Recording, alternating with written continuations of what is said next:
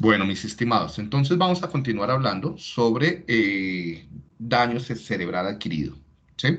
Y vamos a hablar una de las principales causas de daño cerebral adquirido en nuestra sociedad y una de las principales causas de discapacidad cognitiva o disfunción permanente, ¿no? En el mundo.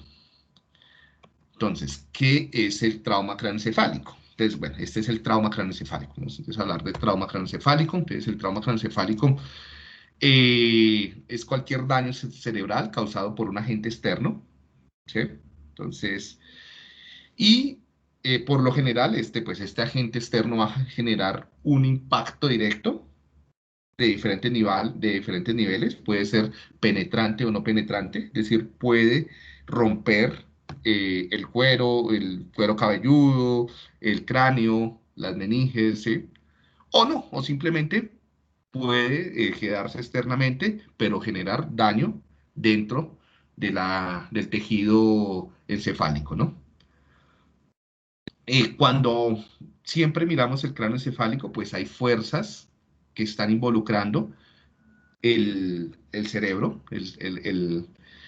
Y bueno, entonces tenemos impacto directo, pueden haber también por objeto penetrante, ¿sí? Puede ser causado por fuerzas de aceleración y desaceleración. Es un golpe, digamos una bala o algo que es un cuchillo o algo que se introduce dentro del cráneo. Puede ser causado también por fuerzas de aceleración y desaceleración, ir en un carro y frenar abruptamente, una montaña rusa que hace giros y tu cerebro de aceleración y desaceleración, juegos mecánicos, tirarte de un bungee, jumping, bueno, cualquier tipo de deporte extremo que pueda generar acelerar o frenar o sea, tantas fuerzas G que tu masa encefálica pueda sufrir daño tisular, daño en el tejido, ¿no? O incluso también puede ser causado por ondas expansivas, ¿sí? Explosiones u otro tipo de ondas. El trauma craneoencefálico en el mundo se considera que es la principal causa de muerte y discapacidad en menores de 45 años. ¿Sí? Entonces, la mayoría de humanos, principalmente creo que acá los hombres son los que más se ven afectados porque se involucran en más eventos que pueden causar trauma craneoencefálico. Entonces, por eso hay más hombres que mujeres que se dañan. Entonces, como deportes, como la guerra, trabajos de riesgo, trabajos en alturas, accidentes de tránsito, ¿sí? Eh, entonces, es la principal causa de muerte y discapacidad en hombres mayores, menores de 45 y en muchas mujeres también.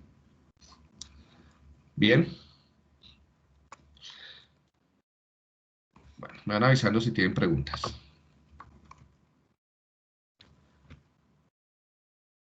Entonces, recuerden ustedes que el encéfalo no está fijo dentro del cráneo, sino que está flotando en un líquido que se conoce como líquido cefalorraquídeo, ¿no? Y este encéfalo pues está cubierto, está protegido por cuero cabelludo, bueno, pelo, cuero cabelludo, meninges y el líquido cefalorraquídeo, ¿no?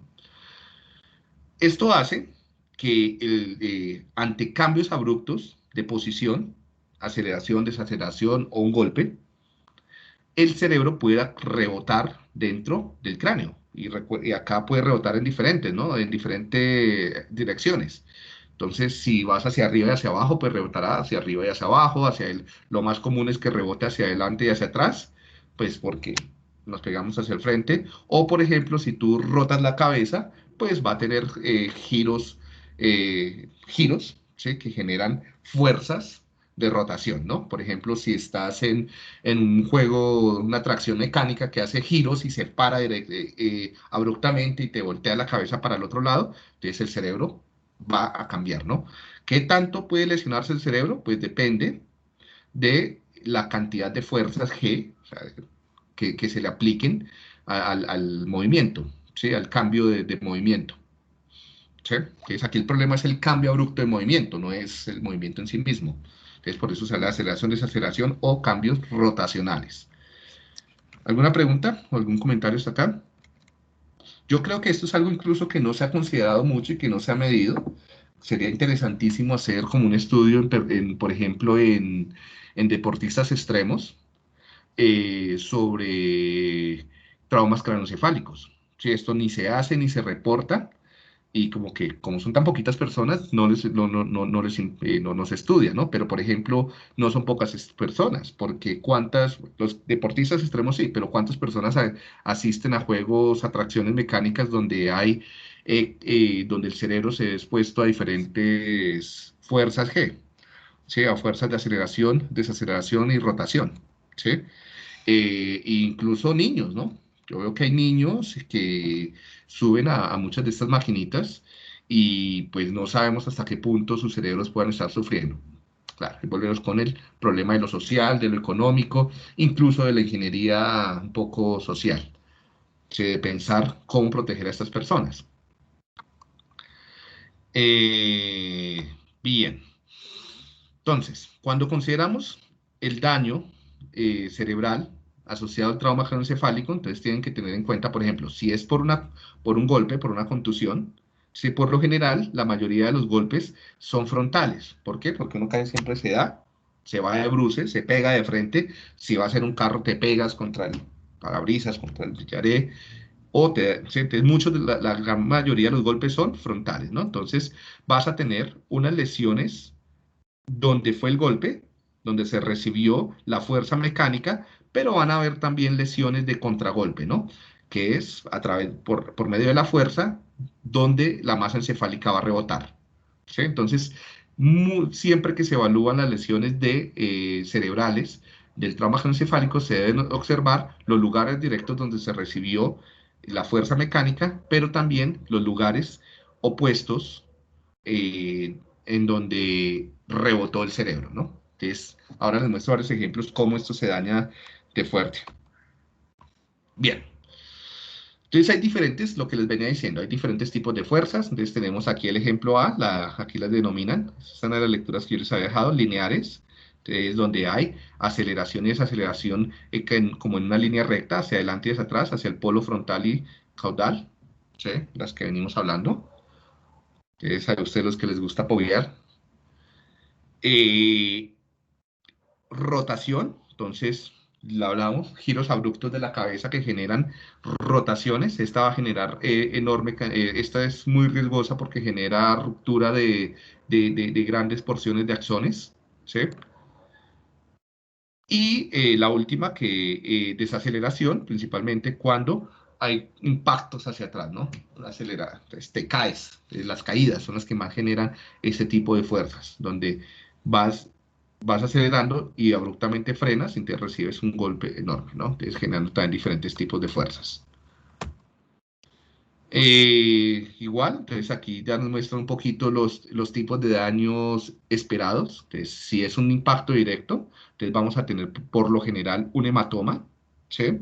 Dependiendo de la fuerza y de la gravedad del daño, vamos a tener fracturas, por ejemplo, del hueso, del cráneo, ¿sí? Y si es demasiado grave, pues puede haber incluso exposición de masa encefálica, ¿no? Que ya sea abierta, ¿no? Que donde el trauma craneoencefálico puede ser abierto. La mayoría de las veces es cerrado. Y si es cerrado, esto tiene una consecuencia enorme y es que aquí va a haber, si hubo hematoma, en muchos casos pueden haber ruptura de muchos vasos sanguíneos, entonces va a haber sangrado y además va a haber inflamación, una inflamación grande, ¿no? Entonces esto va a generar una presión enorme sobre la masa encefálica adyacente, generando daño en este tejido y muchas veces herniación, ¿no? Se daña este tejido, se hernia pues hay muerte del tejido, incluso puede llevar a muerte cerebral rápida, ¿no? Entonces, ¿cuál es la estrategia para liberar esta presión que ejerce la inflamación, el hematoma y la hemorragia? Craneotomía, ¿sí?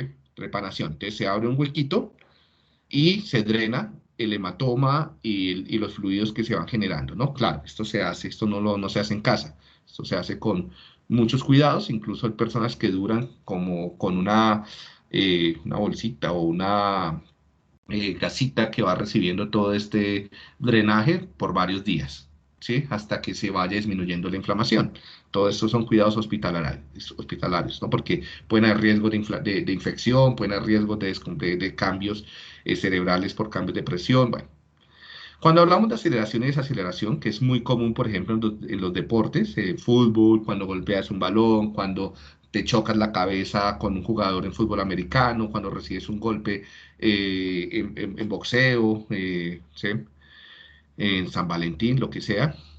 Entonces, vamos a ver ya no este daño tan masivo que vimos acá, sino pequeñas rupturas de vasos sanguíneos donde recibiste inflamación también en diferentes lugares, ¿no? Entonces vas a tener cambios, daños, ¿sí? Por ruptura de vasos sanguíneos y por inflamación en diferentes lugares, ¿no? Entonces, principalmente los polos anteriores, posteriores y en el centro, ¿no? Que es donde se generan estas fuerzas de torsión, estas fuerzas de rotación. Entonces aquí también pueden haber daños en los somas de las neuronas, en el tejido, pero muchas veces lo que también se ve es que los tractos que vienen por acá, los pedúnculos y demás, se rompen. Entonces grandes porciones de estos tractos se rompen, generando más que daños locales, daños difusos. Entonces generamos un daño difuso, ¿sí? Encefálico. Y en este caso, por ejemplo, son las explosiones, entonces, que no van a generar daño en un punto determinado, sino que generan también daños masivos y difusos por ondas mecánicas. Bueno, esto es estudio con diferentes pacientes con daño cerebral, como entonces cuáles serían las áreas cerebrales que más se ven afectadas. Entonces los polos frontales, el polo temporal, ¿sí? Son de las lesiones más comunes. Esto va a generar también síndromes típicos, ¿no? Entonces es típico que si lo que más se daña son los polos frontales y la corteza prefrontal, entonces que uno de los síndromes más típicos del TCE va a ser eh, la disfunción ejecutiva, ¿no? Trastornos disejecutivos, es decir, pérdida de control cognitivo, pérdida de control de impulsos, entonces agresividad, ansiedad, fobias, y si se dañan los polos temporales, pues bueno, puede afectar en muchas ocasiones algunos componentes de cognición social, como teoría de la mente, empatía, o incluso puede afectar la memoria, ¿no? Entonces, si se dan cuenta, con respecto a los documentales que ustedes vieron, era típico ver que en estas personas con encefalopatías presentaran, de los síntomas que más se comenzaban a ver eran síntomas ejecutivos, ¿no? Como ansiedad, como agresividad, como pérdida de control de impulsos, como problemas para planificar, para hacer planes, de memoria a corto plazo, de memoria de trabajo, ¿sí? Para gestionar la memoria, etcétera. Cuéntame, Pablo, enciende tu cámara y me cuentas. Yo, profe, estoy un poquito en pijama, pero bueno. No, no importa. Profe, es que yo tenía dos preguntas en torno a, primero, lo que mencionabas del papel que cumple el líquido encefalorraquídeo en la prevención de estos golpes. Y es un poco, siempre que el cerebro entra en contacto con las meninges, ¿ya se puede hablar de trauma o es posible que, a pesar de que haya contacto, no se genere como un tipo de daño? Esa era mi primera pregunta. Y si quieres, ahorita te hago la otra. Dale, mira, Pablo. El trauma craneoencefálico no se diagnostica solamente por los cambios o por criterios estructurales, sino se diagnostica por una convergencia de criterios, dentro de los cuales los más importantes son criterios funcionales, ¿sí? Los criterios estructurales son muy importantes para el trauma craneoencefálico moderado y grave, ¿sí? Para ver la intensidad de la lesión.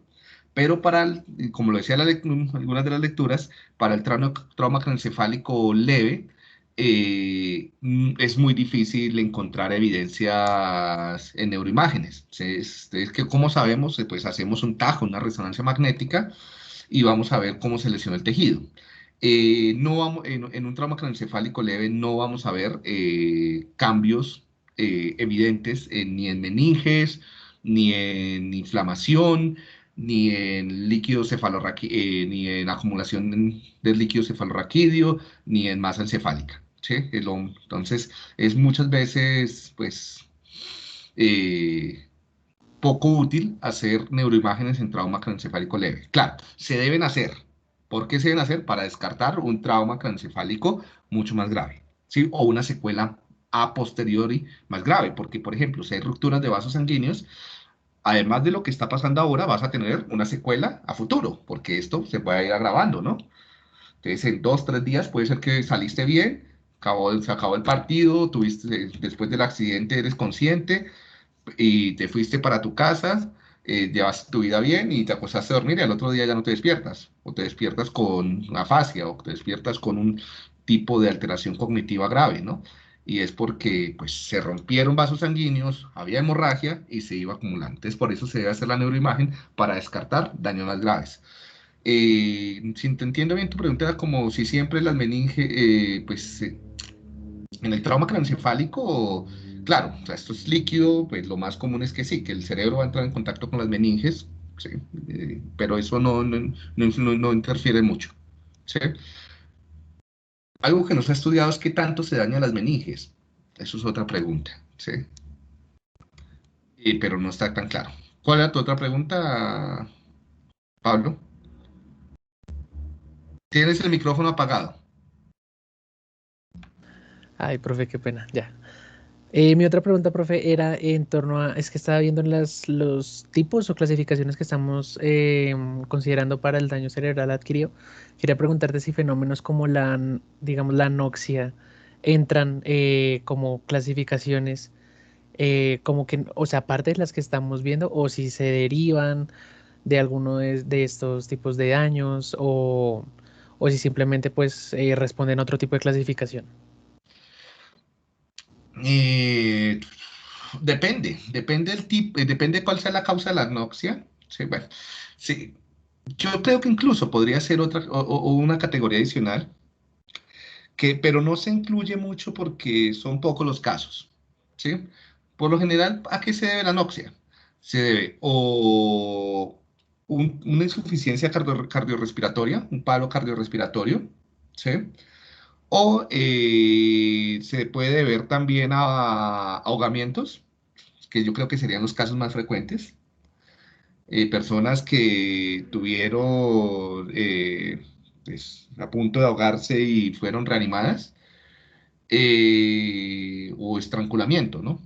No sé, no se me ocurren más causas. Pero sí, yo creo que debería ser una causa adicional. ¿Sí? Claro, no solamente anoxias, sino Vale, hipoxias. gracias, profe.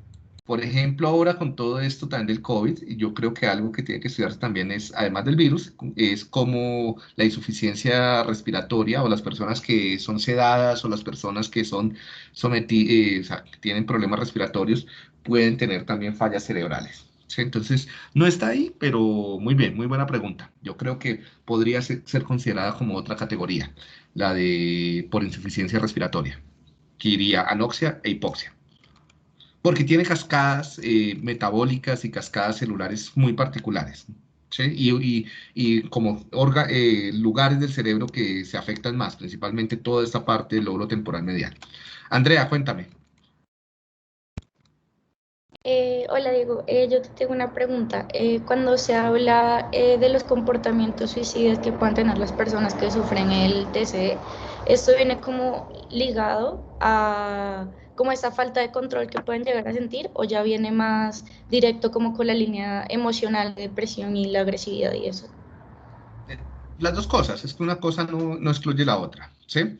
Mi hipótesis es que las personas en general no se suicidan tanto por tristeza, sino se suicidan más por impulsividad, ¿sí? O sea, en realidad, muchas personas en el mundo en algún momento de sus vidas piensan o han pensado o hemos pensado, ¿sí? Lo que sea, en tirárselo a un carro, en botarse por un balcón, ¿sí? Pero pues nadie, o sea, de pensarlo a hacerlo, hay un camino muy grande, ¿no? Hay una cantidad de frenos que te impiden hacerlo. O sea, ¿por qué las personas se suicidan? Porque escasean de esos frenos. O sea, no es tanto un problema de que se sienta mal, sino que además de sentirse mal, no logra controlar sus emociones, sus impulsos. Entonces, si tú miras la historia de muchas personas suicidas, tienen episodios de agresividad, episodios también de control de impulsos en términos de juego, de relaciones amorosas, de sexo, de drogas, o sea, de muchas otras cosas, ¿no? Entonces vemos que es que hay toda una variedad de disfunción ejecutiva que les lleva a no tener herramientas para controlar sus impulsos, ¿sí? Claro, si tú no tienes herramientas para controlar tus conductas y tus emociones, que las emociones también son conductas, ¿cierto? Pues también vas a tender a sentirte más triste, ¿sí? Y alegre, o sea, las dos cosas, que son como la montaña rusa de emociones, ¿no? Por lo general, la mayoría de las personas un día que se sientan muy triste, ¿qué hacen? Pues llaman a un amigo, se ponen a escuchar o se distraen o hacen otra cosa para no sentir tanto dolor, ¿no? Pero si tú tienes como esas estrategias de gestionar, de controlar tus emociones, porque también son funciones ejecutivas, pues vas a estar más triste por más tiempo, ¿no? Y en una de esas, pues, como eres impulsivo, ¿sí? Eso es un tema bien interesante, ¿no? Y por el vía serotoninérgico, incluso hay algo bien cuestionable ahí, es que en algunos casos el uso de antidepresivos puede incrementar la impulsividad. Entonces hay varios estudios que parecen mostrar que es más probable que las personas que han usado antidepresivos se suiciden que las que no lo han usado. Bien, es un estudio bien. Hay varias cosas. Bueno, Andrea. Bueno, y tu pregunta con respecto al trauma craneoencefálico, para devolvernos al trauma, y es que lo que ustedes vieron, los que muchos me dijeron en el documental, en la película, en los casos, es que, ¿y esto por qué se volvió un boom? Pues por eso, por las personas que cogían un arma y mataban a sus amigos, a sus familias y a ellos, ¿sí? Y por la alta tasa de suicidios que hay entre jugadores de fútbol americano y de homicidios. ¿Sí? Y está el caso famoso de O.J. Simpson, ¿no? Que era un jugador súper famoso y pues, bueno, y sobre eso hay creo que una serie larguísima, ¿no? Y también de boxeadores que terminan siendo adictos o deportistas que terminan siendo adictos, que terminan haciendo vandalismo, cometiendo homicidios. Acá en Colombia tenemos el caso de nuestro primer campeón mundial de boxeo, que fue un duro, pero que terminó en las drogas y en robos y en una cantidad de cosas violencia familiar. Ay, se me olvidó el nombre. Pambelé. ¿Sí se han escuchado hablar de Pambelé? ¿De Kid Pambelé? Sí, profe. ¿Sí?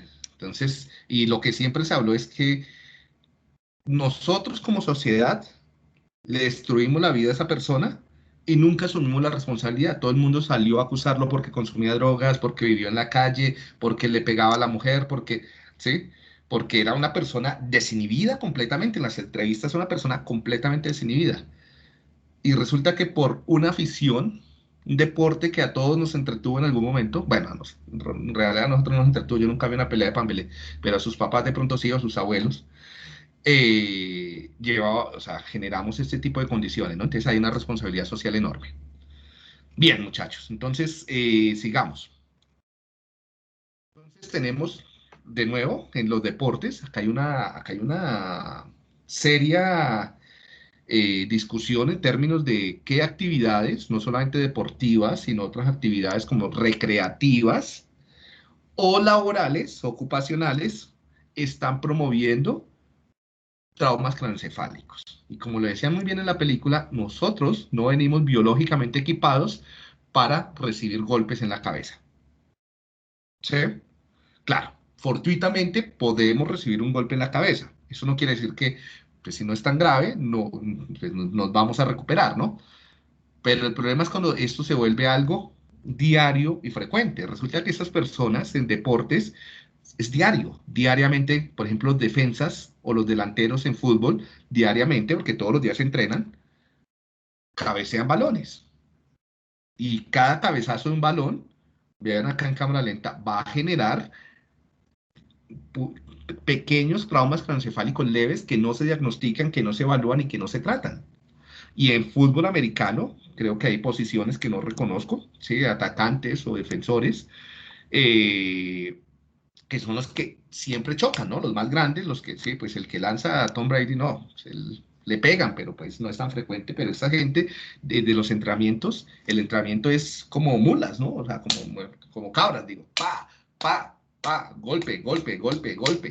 Esto es bastante problemático para la salud. Esto es un problema de salud pública, ¿sí? No solamente por el daño que reciben ellos, sino recuerden que el daño cerebral que reciben ellos se extiende a la familia, a los amigos y a las personas con las que interactúen, ¿sí? Porque si producto de este daño cerebral se vuelven agresivos, pues esto va a generar que los niños o la mujer sea víctima de maltrato, o que pueden ser matados, o pueden ser más proclives a generar un abuso sexual, bueno, una gran cantidad de cosas, ¿no? Entonces esto sí es un problema de salud pública, no es nada menor.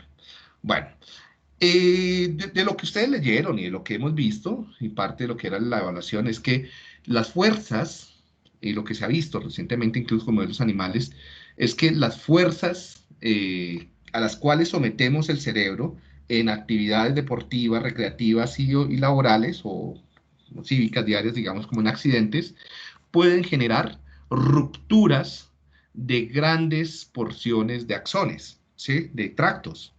¿Sí? No es un axón el que se rompe, son varios axones, son miles de axones que se van rompiendo, ¿no? Bien, por lo general el cerebro debería tener los mecanismos biológicos para recuperarse de un tipo de alteraciones como estas, ¿no? El problema es cuando comenzamos a sumar lesiones sin permitir que se recuperen los axones. Mira, acá vemos diferentes fuerzas, cómo van generando rupturas de diferentes axones. Entonces, si es hacia adelante o hacia atrás, se van a romper los axones ascendentes y descendentes. Si son fuerzas laterales, se van a romper los axones que van también, esos tractos que van también hacia horizontales, ¿no? Si son torsiones, pues también se rompen grandes porciones de pedúnculos, de tractos, de comisuras, ¿sí? Y así sucesivamente, ¿no? Entonces, cada tipo de lesión va a generar una ruptura de miles de axones. ¿Bien? Cuando se genera este daño, entonces vuelvo y les digo, el problema no es que ocurra una sola vez en la vida, porque si ocurre una sola vez en la vida o si ocurre una vez al año, pues hay tiempo suficiente para recuperar el tejido y para que el cerebro se reorganice. Muy probablemente estas neuronas que se rompieron, estos axones, nunca en la vida van a volverse a conectar. Lo más probable es que estas neuronas se mueran, ¿sí? Pero llegarán otras que se reconectan de otra forma y que generan de nuevo una reorganización que permita ser funcional, ¿no? El problema es cuando tú comienzas a acumular y no permites que el cerebro se reorganice y se recupere. En esa medida, pues, sí, recuerden, los axones lo más probable es que no vuelvan a crecer y que si no crecen los axones las neuronas mueren. Esto es cuando acumulas, por ejemplo, vas acumulando en un mes, en 2, en 3 meses, varios traumas craneoencefálicos leves y esto se va generando un daño casi que irreversible, ¿sí?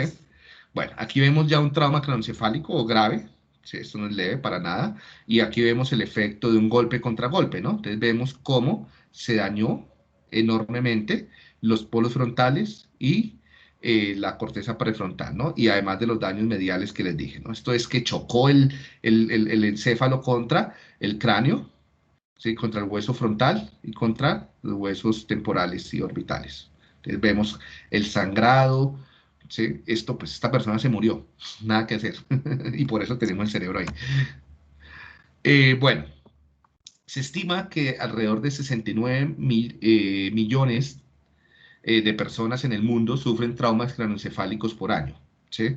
Es probable que el último año esto haya disminuido por el efecto de la pandemia. Pues porque estamos menos en carreteras y demás, menos accidentes.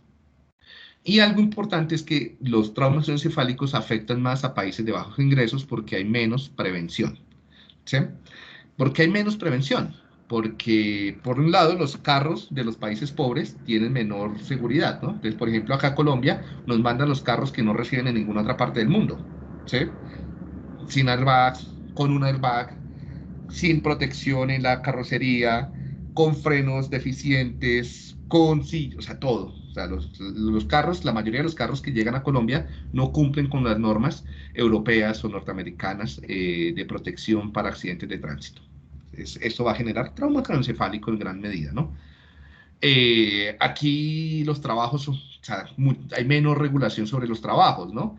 A pesar de las normas, tú ves, por ejemplo, en provincias y demás que se suben al poste, se suben al árbol escasamente con un arnés, ¿no? ¿Sí? Entonces hay menor protección por deficiencias también en los sistemas de salud y de trabajo. Ni qué decir en África, ni qué decir, ¿sí? En India. Bueno, ¿cómo estamos en Colombia? En Colombia más o menos tenemos 200 casos de trauma craneoencefálicos por 100.000 habitantes, que es un caso, que es una cifra alta. La mayoría son hombres entre 12 y 45 años. ¿Sí? Es probable que esta cifra incremente un poquito por causa de la reactivación del conflicto armado. Se estima que el 70% de las personas que sufren trauma craneoencefálico logran recuperarse porque son traumas leves. El 9% mueren principalmente en accidentes de tránsito o en eventos asociados al conflicto armado. ¿Sí? Recibir pues una bala en la cabeza, por ejemplo, ¿sí? O estar expuesto a una explosión, ¿sí? Una mina o algo así. Entonces mueren antes de llegar al hospital. El 6% fallecen ya cuando están hospitalizados y el 15% pues que sobreviven, estos serán traumas craneoencefálicos de moderados a severos, pues de moderados a severos van a quedar con graves secuelas, ¿no? Con afasias, con problemas amnésicos, con problemas con trastornos de estrés postraumáticos, emocionales, disejecutivos, etcétera. ¿Sí? La mayoría, bueno, los traumas craneoencefálicos se estima que son el 60% de las causas de la muerte en un accidente de tránsito. O sea, la mayoría de las personas que se mueren en un accidente de tránsito es porque se dañaron el cerebro. ¿Sí? Y se estima que muchos pacientes con TCE no cuentan con atención médica ni neuropsicológica oportuna. ¿Sí? Que simplemente dejan de ser seguidos. Esta foto, ya esto hace parte de una clase que preparé hace unos años con esto, que fue el tiempo de las marchas del 2019, pero que es completamente vigente, ¿no? Pues ahí tuvimos el 9S del año pasado, el 9 de septiembre del año pasado, y es que en Colombia algo bien particular y es que tenemos una alta cantidad de personas de jóvenes con trauma craneoencefálico producido por los agentes del gobierno, ¿no? Entonces es algo que es muy particular en el mundo. Colombia es uno de los países en el mundo en el cual hay mayor cantidad de personas con trauma craneoencefálico que son ocasionados por los mismos agentes de seguridad del gobierno, policías, ejército y demás, ¿sí? Principalmente durante las marchas porque no sé por qué hay como una tendencia, no digamos que es una política, pero sí hay una tendencia a golpear la cabeza. Si ustedes miran videos de protestas en Colombia, a diferencia de otros lugares del mundo, los policías colombianos tienden a golpear directamente en la cabeza, o enviar las balas de goma a la cabeza, o directamente con la macana en la cabeza, o incluso patadas y puños directamente, incluso cabezazos con los cascos directamente en la cabeza, ¿no? Generando traumas craneoencefálicos en los protestantes. Vuelvo y les digo, todo esto tiene implicaciones sociales importantes, ¿no? Cuéntame, Sara. Sí, Diego, es que tengo una pregunta cuando mencionaste el tema de problemas de salud pública y averiguando para el taller no encontré como soluciones que ofrecía el gobierno colombiano para tratar este tema de los traumas craneoencefálicos, además de la baja atención que dan. No sé si tú puedas ahondar un poquito más en si hay algunos tipos de intervenciones que ya tiene planteado el gobierno o todavía no. Eh, pues yo no creo que sean como soluciones generales, hace parte de las políticas en salud, ¿sí? Y es que, mm, primero, todos los colombianos tenemos asegurada una intervención médica en casos de urgencia, ¿sí? Independientemente del tipo de aseguramiento que tú tengas. Que es ante un accidente de tránsito, o un accidente en la calle o un accidente laboral, ¿sí? Independientemente si tienes o no tienes ARL, si tienes o no tienes o lo que sea, tienes asegurado que recibas la atención de urgencias, ¿sí? Ahí el problema es, no lo conozco, sí, ahí sí me considero ignorante. Si hay directrices, por ejemplo, para entrenar, de entrenamiento sobre trauma craneoencefálico en paramédicos o en médicos que estén, a que atiendan urgencias, ¿sí? No lo sé, ¿sí? No sé, por ejemplo, también si las personas que están en un triage estén entrenadas, por ejemplo, lo mismo, en atender trauma craneoencefálico. Por ejemplo, si conozcan y manejen la escala de Glasgow. Si te das cuenta, la mayoría de las personas que van en la ambulancia o que están en el triage, son enfermeras o paramédicos, ¿sí? O sea, personas técnicas con entrenamiento, en medicina o en salud, ¿sí? No sé si ellos estén entrenados en el uso de la escala Glasgow y en el uso de los signos neurológicos, de algunos signos neurológicos para detectar trauma craneoencefálico, ¿sí? Si no es así, entonces, esto podría demorar la atención de las personas con daño cerebral, que es una de las cosas que más se ve. Entonces, pues, por ejemplo, si en un triage eres evaluado como triage 1 o 2, pues te van a... no, ya ni me acuerdo cómo es la clasificación. Bueno, si te evalúan que no es nada grave lo que tienes, pues te van a atender a las 4 horas, 5 horas, porque las urgencias de Colombia están llenas, ¿sí?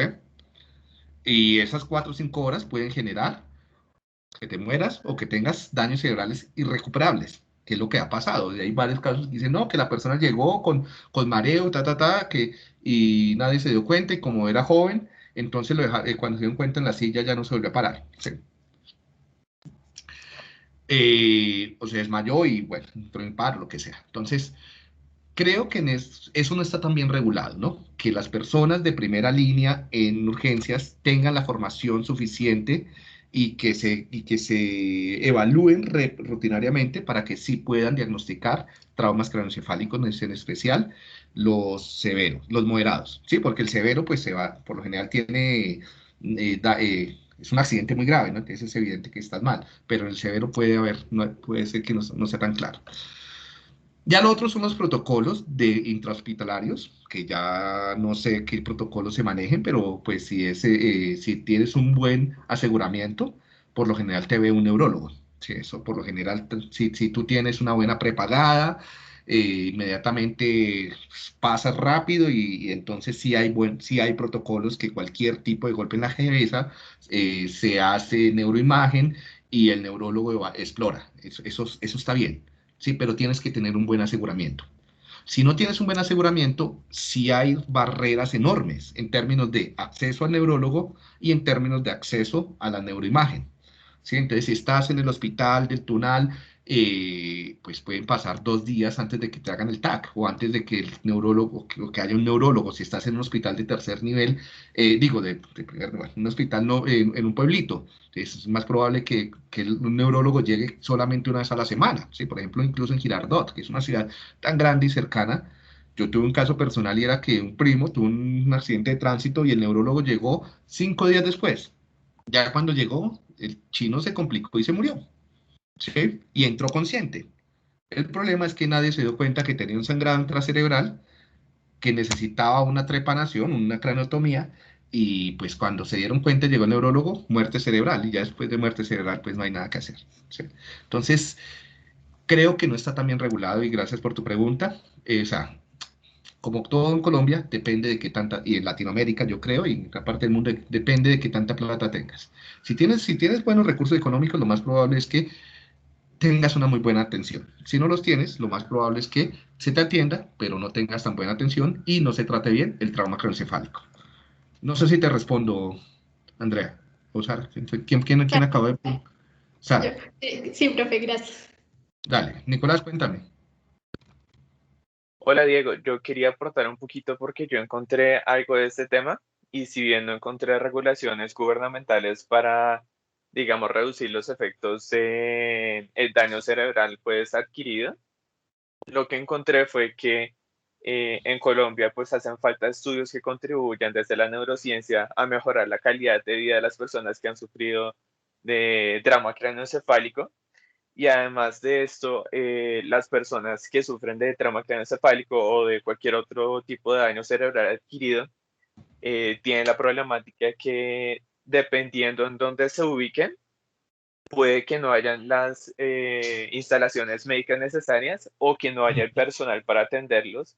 Y además de esto, lo que se dice es que, pues esto ya es sobre otro tema, sobre el ACV, pero también se puede generalizar al daño cerebral en donde las personas no han sido instruidas y no tienen la educación en saber cuáles son los síntomas graves de un daño cerebral para que ellos puedan, digamos, recurrir a una atención inmediata, porque pues en casos de trauma craneoencefálico de moderado a grave y en casos de ACV se necesita es una atención casi que inmediata para que pues esos pacientes tengan una mayor expectativa de recuperación. Tienes toda la razón. Pero mira que tienes, sí, tienes toda la razón. Falta regulaciones, falta entrenamiento, falta concientización o concienciación, como lo quieran llamar, por parte de los profesionales en salud, los neurólogos y las personas que trabajamos con neuropsicología o con cerebro, ¿sí? Entonces, pero ya esto es un paso. Yo creo que de aquí, así ustedes no se van a dedicar a esto, ya les queda como algo más que se lo pueden transmitir a sus familias, ¿sí? Ya pueden complementar la película que vieron con sus familias. Lo otro es que muchos de ustedes vean esto no solamente como barreras, sino como oportunidades a futuro, ¿sí? ¿Quién quita que alguno de ustedes decida trabajar en política pública? O sea, o esté cercano a un político y quiera dedicarse también a, sí, a meterle la mano. Por ejemplo, Ángela María Robledo era decana de la Javeriana y ahora pues ha estado involucrada de representante de la Cámara y fue candidata a la vicepresidencia y demás, ¿no? Entonces, saber de esto y que ustedes de pronto se preparen, tengan la oportunidad más adelante de participar en la formación de leyes que tengan en cuenta este tipo de cosas, ¿no? Que protejan a la sociedad, que yo creo que es completamente importante. Trabajar a nivel de servicios de salud, pero también en otros, porque no olvidemos lo que vimos en el taller y es en otros ámbitos donde el cerebro puede ser dañado y no lo tenemos en cuenta. Por ejemplo, en ámbitos de regulaciones laborales y de salud ocupacional, ¿sí?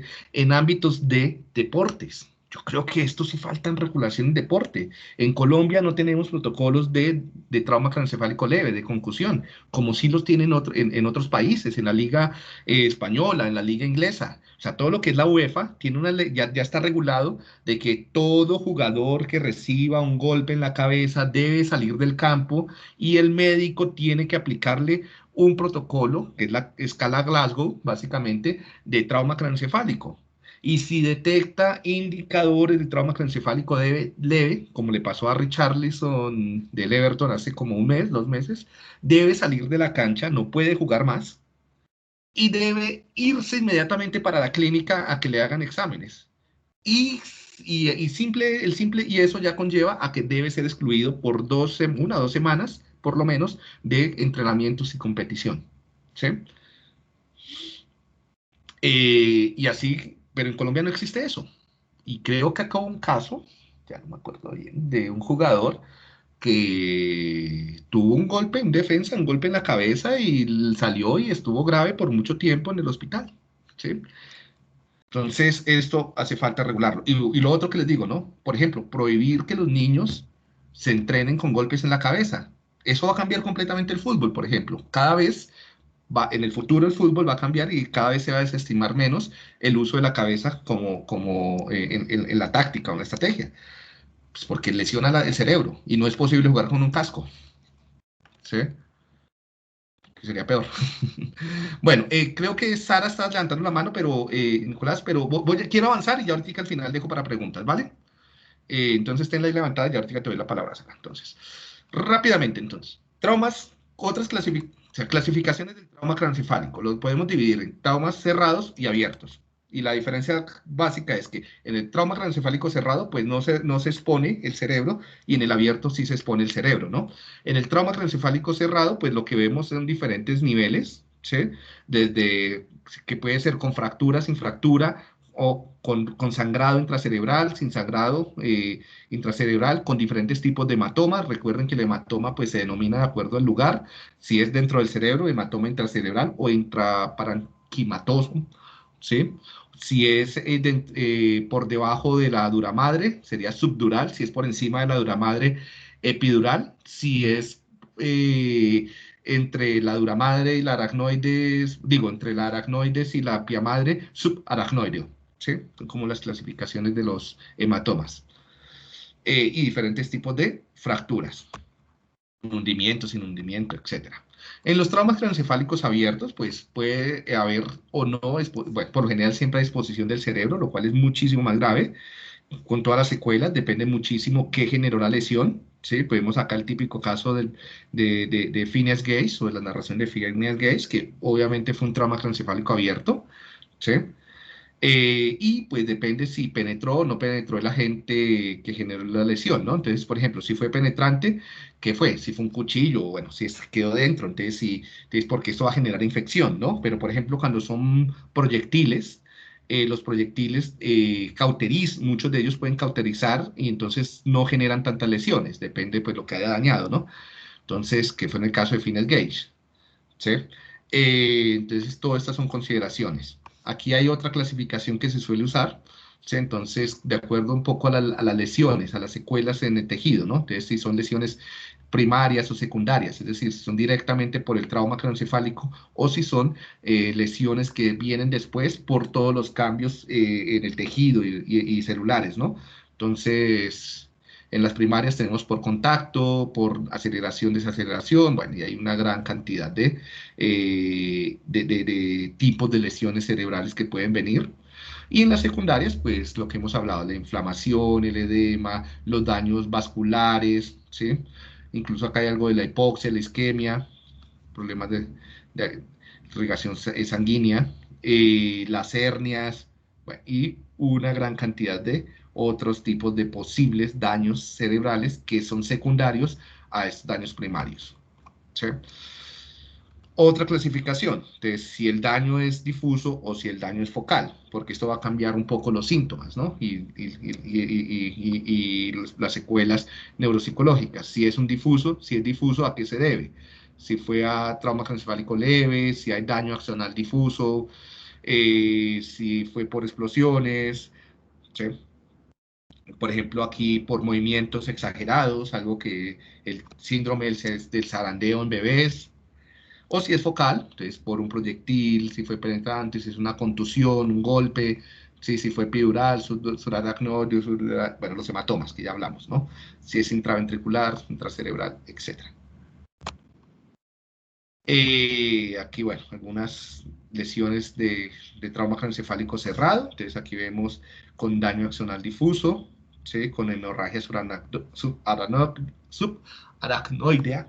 Entonces, este es daño axonal difuso, ¿sí? Ve hematomas, ¿sí? Frontales, subdural, y aquí hay hemorragias ya subaracnoideas, es cada diferentes niveles. Aquí están los daños axonales, acá. Y bueno, y otras clasificaciones, o posibles como daños o cascadas de daños que se vienen, ¿no? O sea, secundarios al trauma craneoencefálico. Entonces, alteraciones celulares, por ejemplo, cascadas de muerte o necróticas, ¿sí?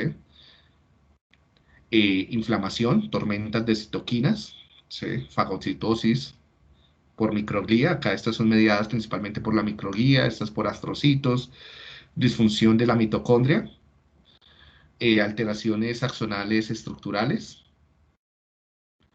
bueno, una gran cantidad de posibles acumulación de algunas proteínas como las tau y las betamiloides que reflejan, que van generando o los ovillos neurofibrilares o las placas betamiloides, que es el cerebro queda similar como al del Alzheimer, como entonces, a las demencias.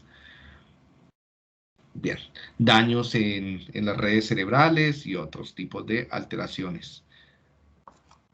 Ahí las dejo, ustedes después si quieren pueden revisar esto. Bien, la clasificación típica que hablamos entre leve, moderado, grave o severo. ¿Sí?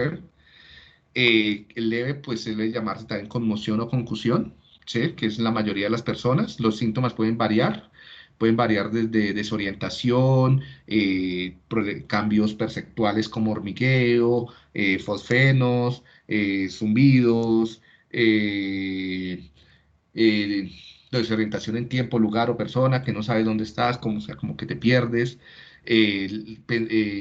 Bradisiquia, que es pensamiento lento, o sea, como que respondes más lentamente, problemas para resolver problemas, valga la redundancia, por ejemplo, cuánto es 5 por 5, cosas así por el estilo, pérdida en agilidad mental, problemas de memoria a corto plazo,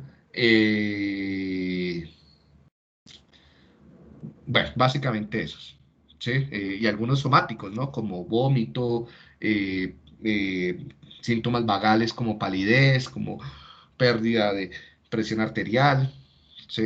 Entonces te desmayas, entonces eres leve, ¿no? Dependiendo de cómo suceda la causa. En el moderado, por lo general, suele agravarse a coma, ¿sí? Pero es un coma que no dura tanto tiempo. Y en el grave o severo siempre hay coma y lo típico es que haya amnesia postraumática, pero también amnesia antes de la lesión, entonces amnesia lacunar, o sea, antes y después, por varios días, en el grave o severo. Sí, en esta la amnesia también se suele presentar, pero es de unos minutos a un día. En esta es mucho más grave.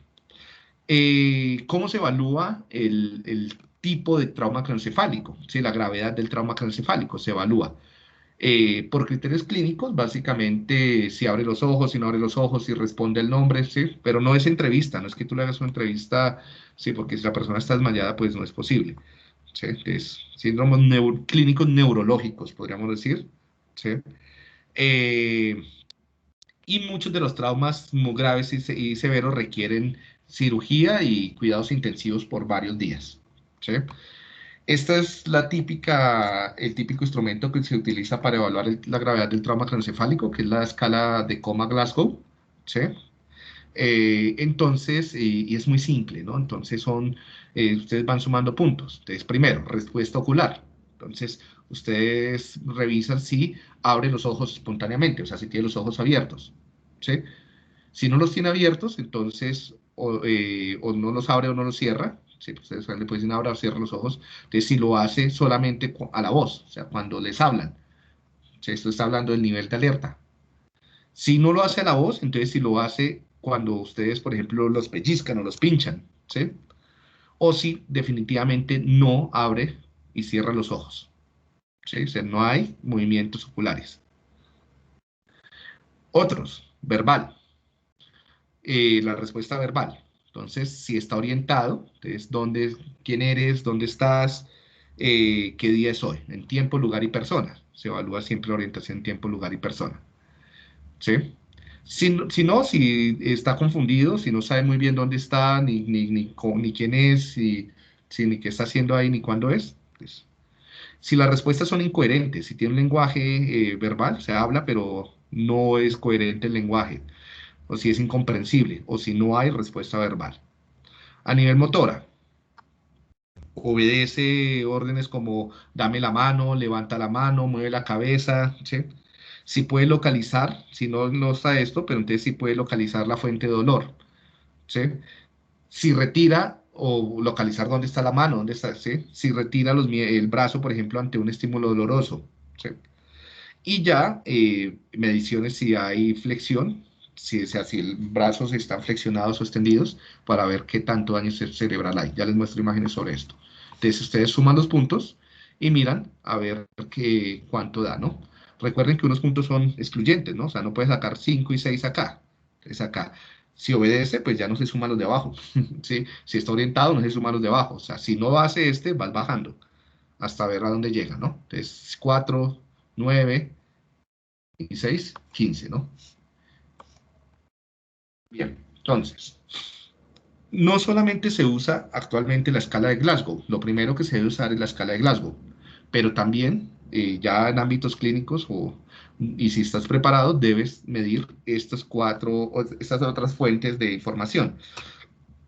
Imágenes estructurales, ¿sí? Un TAC, una resonancia magnética, básicamente. Revisar si hay pérdida de conciencia, o sea, desmayos, y mirar qué tanto, si de 0 a 30 minutos, si hay más de 30 a un día, si es más de un día, ¿no? Entonces depende el tipo de daño. la duración de la alteración mental, ¿no? Entonces, por ejemplo, la desorientación, los problemas perceptuales, el pitico, sí, el sonido, la pérdida visual, los fosfenos, el dolor de cabeza, que pues no lo mencioné ahorita, el vómito, como que la palidez, la falta de energía, ¿sí? Los problemas emocionales. Entonces, ¿qué tanto duraron? Si duraron menos de un día, si duraron más de un día, ¿sí? La amnesia postraumática, lo mismo, menos de un día, de 1 a 7 días, más de 7 días, y el valor de la escala Glasgow. ¿Sí? ¿Alguna pregunta sobre la forma de evaluar la gravedad del daño cerebral, del trauma craneoencefálico, digo? Sara, Andrea. Es que era lo anterior, pero pues creo que también tiene que ver. La cámara, perdón. Cuando lo que pasa es que tú estabas pensando y después lo mostraste, aquí claramente entra cuando, por ejemplo, está lo del síndrome del niño zarandeado, ¿no? Pero esos suelen ser leves, pero son repetitivos. Entonces, ¿cómo se evalúa eso en los niños cuando los papás, digamos, que no son abusivos y solamente no están educados en eso? O sea, Bien. ellos cómo van a notar que le hicieron daño a su hijo irreversible. Trastornos de neurodesarrollo, ¿sí? Entonces se van a presentar problemas atencionales, problemas emocionales, problemas de conducta, retraso en el lenguaje, retraso motor, irascibilidad, llanto frecuente, problemas incluso de crecimiento, ¿sí? Entonces hay indicios de una alteración del desarrollo en el niño. Y tú comienzas a hacer la exploración y te das cuenta de que no hay causas evidentes para esta alteración del desarrollo, y al evaluar la dinámica familiar te encuentras que hay violencia y maltrato. Entonces, lo más probable es que el maltrato que ha recibido el niño ha dejado unas secuelas de daños de trauma craneoencefálico leve que se van acumulando a través del tiempo, ¿sí? Y tal vez no es el mismo síndrome, esto ha sido poco estudiado, muy buena pregunta, porque sería algo que deberíamos estudiar a futuro. Es si se reflejaría un síndrome similar al de la encefalopatía traumática, ¿sí? La del video, la de los casos que hemos visto, ¿no? La del pugilista, la del boxeador, ¿sí? Tal vez no van a tener un daño porque el cerebro está en desarrollo, así como el del- los jugadores de fútbol americano, pero sí van a tener algunas huellas similares, ¿sí? Entonces, a ver si encontramos también algunas de esas placas, algunas de esas alteraciones, sería algo interesante en niños intensamente maltratados y recurrentemente maltratados. Ok, gracias. Dale. Sara, Andrea, cuéntame. Pues mi pregunta es un poco específica, es porque por lo general cuando se da un traumatismo craneoencefálico moderado o grave y severo, aíslan tanto a las personas que no les permiten comunicación con el exterior, pues, o sea, como con la familia y los amigos que no sean los médicos.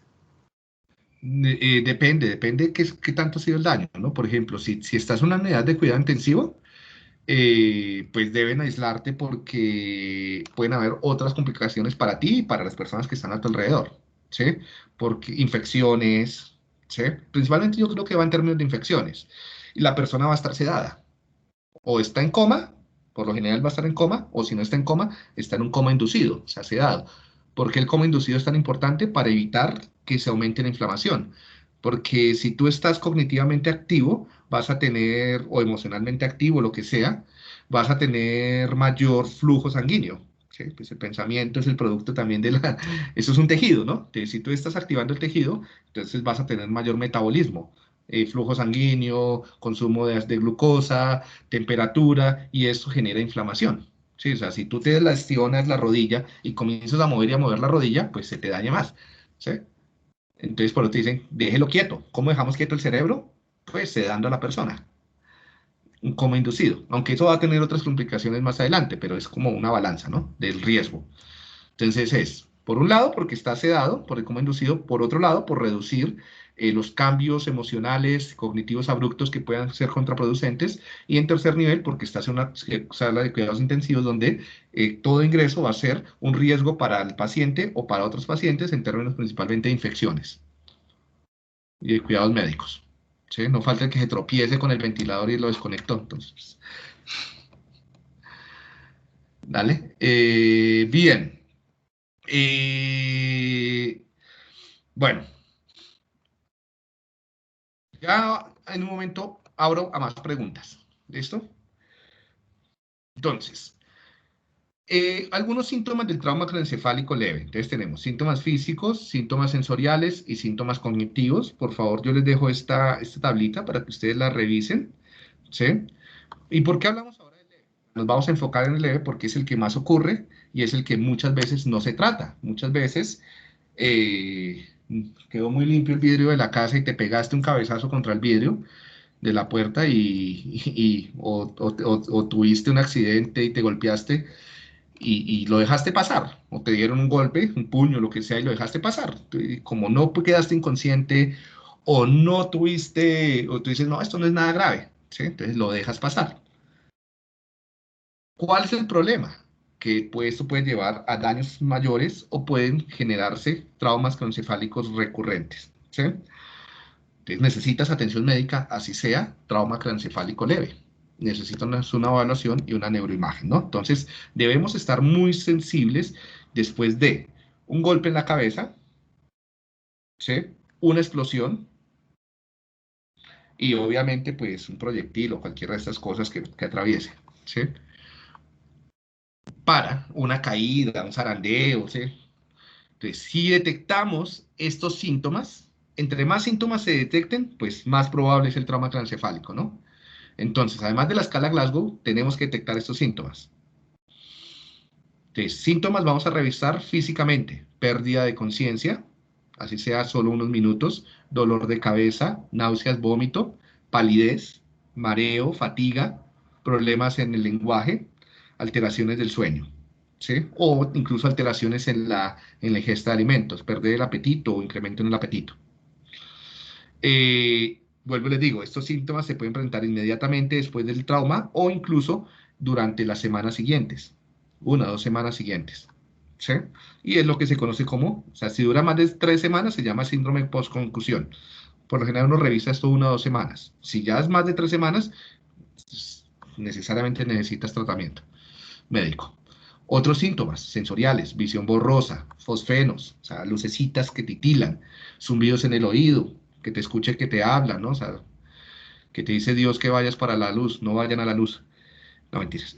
Alteraciones gustativas, olfatorias, perder el olfato, el gusto, o no sentir ciertos sabores o ciertos gustos, ciertos olores. Sensibilidad a la luz o a los sonidos. Alteraciones táctiles, hormigueo, sentir más pesado, menos pesado una parte del cuerpo. Problemas de control motor.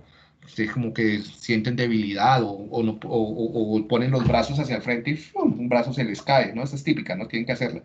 Que pongan los brazos a 90 grados durante un minuto y si uno de los brazos comienza a caerse, ¿sí? O no lo siente, problemas, ¿no? Desorientación, problemas de memoria, cambios emocionales, irritabilidad, sensaciones de tristeza, de ansiedad inexplicables, fatiga, irascibilidad, ¿sí? Ideación suicida, bueno, ya lo hablamos de eso. Si se presentan uno o más de estos, podemos sospechar de un trauma craneoencefálico leve.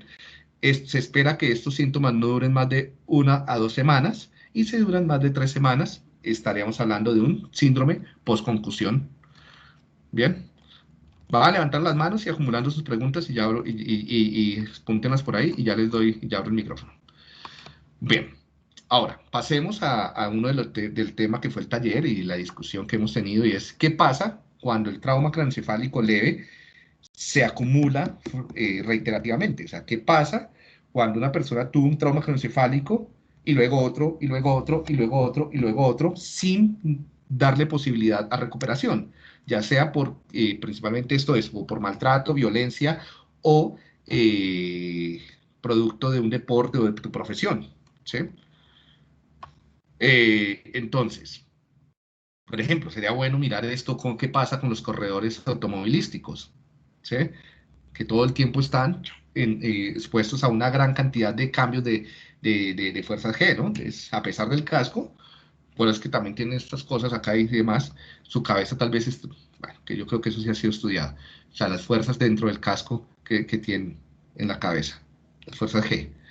Entonces, en cada uno de los traumas craneoencefálicos leves, lo que vamos a ver es una ruptura de los axones con daño de los microtúbulos, donde va a haber liberación de estas proteínas que se llaman proteínas tau, que son las que componen los microtúbulos, ¿sí? Adicionalmente, vamos a ver una cascada de fallas celulares, ¿sí? Fallas, por ejemplo, esto es peligrosísimo, que haya mucho calcio dentro de la neurona celular, va a generar apoptosis o necrosis, ¿sí? Van a haber cascadas básicamente necróticas, mediadas por diferentes moléculas como las caspasas, ¿sí? Y en últimas conllevan al daño. Así no se rompa en ese momento el axón, va a conllevar a que en los días siguientes el axón colapse. Y si colapsa el axón, pues ya no se regenera y se muere la neurona y se pierde la conectividad, ¿sí? Entonces, o sea, no solamente es que el axón se rompa en el momento del daño, sino que va a generar una cantidad de alteraciones moleculares y celulares que va a generar que en los días siguientes se rompa, ¿no? Entonces, miran que también los síntomas se van a ver en los días siguientes. También van a haber cambios en la organización celular, van a haber cambios en la barrera hematoencefálica, que lo hemos hablado, ¿sí?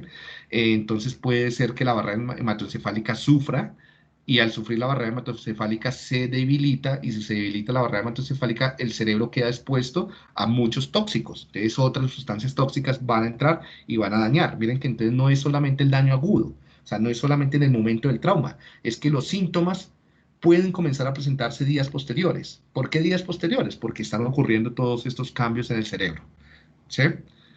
Entonces hay que continuar la evaluación no solamente en la urgencia, sino hay que hacerle un seguimiento, ¿no? Que tal vez eso también iría entre la política pública que estamos hablando, y es que diariamente alguien esté llamando a la persona cómo se siente y le haga el chequeo neurológico, ¿no? Perceptual, motor, etcétera. La inflamación, ya hemos visto y también lo hablamos con el COVID y con neurodesarrollo, lo problemático que son esas tormentas de citoquinas y las células T y B y demás que se pueden incrementar en el cerebro. Todo esto se conjuga, ¿no? Porque eso está relacionado con el incremento de la microglía, que es el macrófago, y con el daño de la barrera hematoencefálica. Los astrocitos entran en disfunción, bueno, y un desorden de moléculas plasmáticas como el calcio, las caspasas y demás, que van a generar daño progresivo en el tejido cerebral, ¿sí? Estos son como las curvas de alteraciones. Esta grafiquita me pareció interesante, y es cómo a través de los días pueden irse generando diferentes tipos de alteraciones, ¿no? Entonces acá están. Entonces, en el inicio, de la parte aguda, sería los daños en el tejido directamente cuando fue y las horas posteriores, ¿no? O sea, es un daño agudo, es producto del golpe, producto de la situación. Ya esto es secundario. Es secundario, vemos todos los problemas de neuroinflamación y neurodegeneración que están relacionados con el daño axonal, con las alteraciones de las glías, con la apoptosis. Esto es muy problemático, que es un síndrome o unos trastornos de mielinización, o sea, se pierde la mielina, y van terminando con microlisis y microgliosis, o sea, daño de las glías, y mantiene la neuroinflamación. Y ya algo mucho más crónico, que es después de 3 semanas a meses, que es lo que hablamos del síndrome postconcusión, que es ya daños sistémicos, ¿no? O sea, vemos ya las curvas de neuroregeneración, de reorganización, pero todo esto va a generar problemas conductuales, o cambios conductuales mejor. ¿Cuánto se necesita, cuánto tiempo se requiere para recuperarse de un trauma craneoencefálico leve? Esto va a variar en función de la edad, del sexo, de todo lo que ya hablamos, ¿no? De la genética, la epigenética, el estilo de vida, ¿sí? Pero podemos hablar de un periodo un periodo de recuperación mínimo que necesite de alrededor 3 semanas, ¿sí? Entonces, después del primer trauma craneoencefálico necesitas un periodo de alrededor 3 semanas con variaciones individuales, ¿sí? Para poderte recuperar de un segundo trauma craneoencefálico leve, de 3 semanas a un mes, incluso más, ¿no? ¿Qué pasa cuando la fase de recuperación no se cumple? Pues vas acumulando daños, vas acumulando alteraciones cerebrales, ¿sí? Entonces,